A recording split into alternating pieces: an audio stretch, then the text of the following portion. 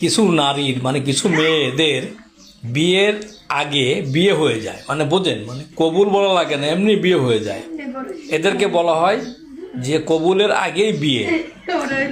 এই যেমন উদাহরণস্বরূপ আমার বাড়ির পাশে একজন বিশ্বপ্রেমিকা আর একজন ভণ্ড প্রেমিক দীর্ঘদিন যাবৎ রিলেশনশিপে থাকে, প্রায় 5-7 বছর থাকার পরে অবশ্যই বিশ্বপ্রেমিকা পরিবার একটু নর্মাল, আর ভণ্ড প্রেমিক একটা সরকারি চাকরি ছিল।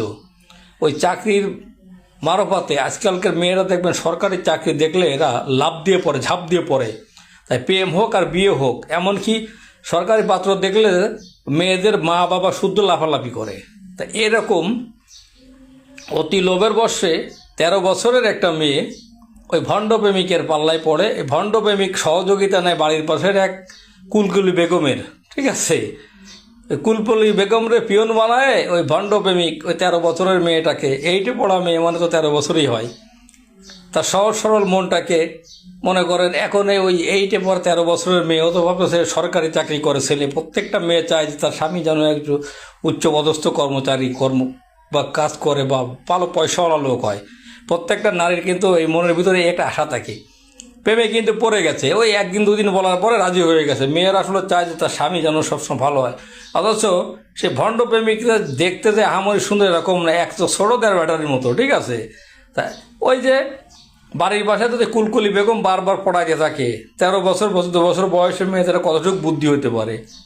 আর বিষয়টা ওইখানে না, বিষয়টা এই যে দীর্ঘদিন যাবৎ তাকে বিয়ে করব দেখিয়ে দেখে প্রলোভন দেখিয়ে দেখে 5-7 বছরের রিলেশনে থাকার পরে ভণ্ড প্রেমিক তো খালি শুধু মধুই চুষটাছে, ঠিক আছে।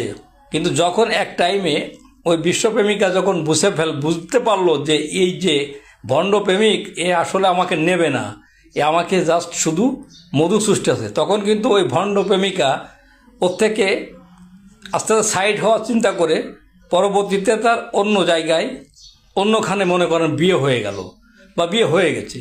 হয়ে যাওয়ার পরে যে ছেলে বিয়ে করলো ও তো আর বুঝতে পারতেছে না যে আমার এই যে হবু ওয়াইফ যে দীর্ঘদিন 5 বছর আর একজনের সাথে রিলেশনশিপে ছিল, ও তো আর বুঝতে পারিনি। ও তো ভাবতেছে যে আমি ইনটেক নিয়ে গেছি, কিন্তু এদিকে ভণ্ড প্রেমিক তো মধু টধু খেয়ে খোলা বানাতে ফালাইছে। এটা কথা বোঝেন নাই?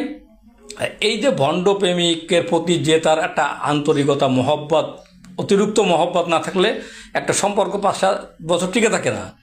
তা এখন এই যে মেয়েটা তার এই মন থেকে ভালোবাসে ফেলছে, ভণ্ড প্রেমিকের মিথ্যা অজুহাত মিথ্যে ভালোবাসা দেখিয়ে দেখিয়ে